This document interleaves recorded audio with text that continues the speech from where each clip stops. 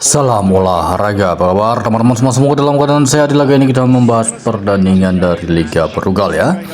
Gil Vicente menghadapi Casavia. Terlihat di laga ini Vicente dengan formasi 4-2-3-1, Casavia dengan formasi 3-4-3 ya. Kedua tim sama-sama memiliki dua pemain yang akan absen. Klasemen sementara di mana tuan rumah Vicente peringkat 6, Casavia peringkat 16 zona merah. Oke, selisih 3 poin dengan Estrela yang berada di peringkat 15. Jadi untuk laga ini saya mengira nampaknya Casavia bisa cukup mengimbangi tuan rumah Gil Vicente ya. Kemudian dari La Liga Spanyol, di laga ini kita membahas pertandingan Spanyol menghadapi Levante ya. Terlihat di laga ini Spanyol dengan formasi 4-4-1-1, Levante dengan formasi 4-1-4-1 ya.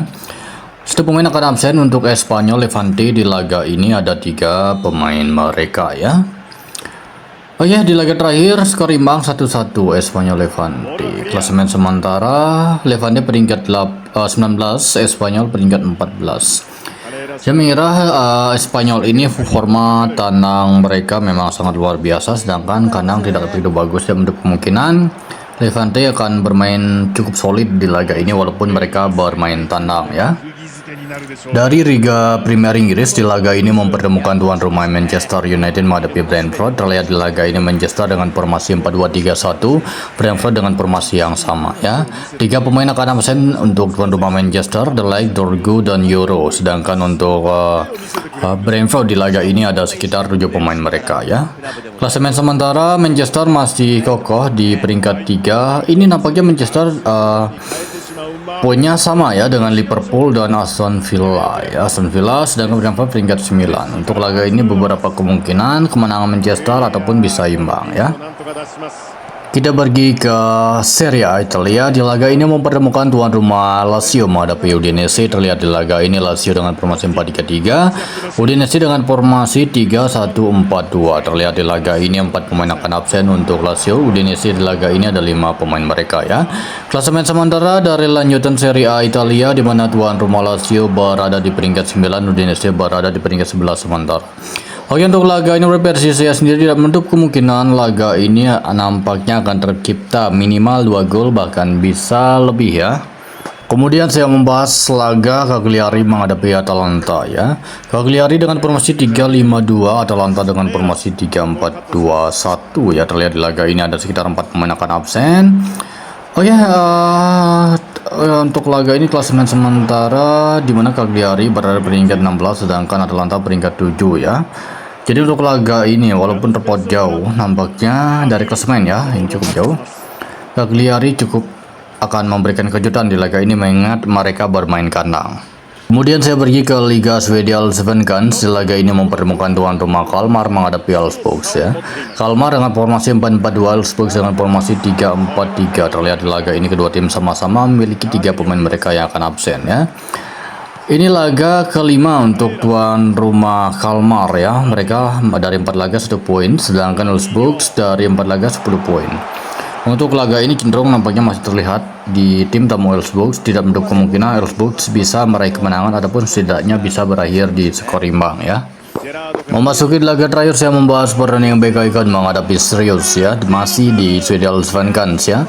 4-2-3-1 untuk laga tuan rumah BK Ikan Sirius dengan formasi yang sama. Terlihat di laga ini cukup banyak pemain BK Ikan yang akan absen yaitu sekitar ada 6 pemain dan 1 pemain dari tim tamu Sirius ya. Ini masih awal musim di mana dari 4 laga pertama BK Ikan mereka meraih 8 poin dari 4 laga, sedangkan Sirius dari 4 laga pertama mereka meraih 12 poin ya. Head to head terakhir berakhir dengan skor imbang 1-1. Untuk laga ini tidak menutup kemungkinan tuan rumah BK Ikan bisa memberi kejutan di kandang ya.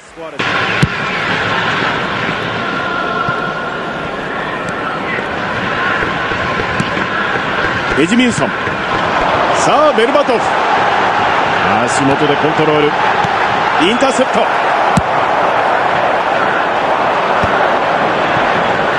カウンターですよ。スペースへ。タフー。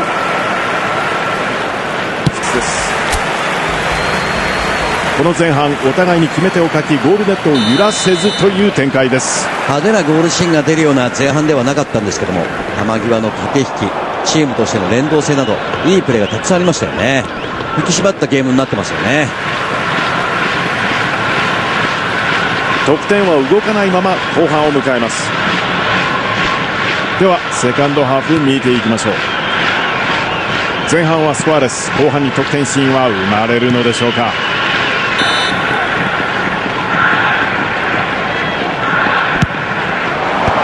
守備陣クリアの対応です。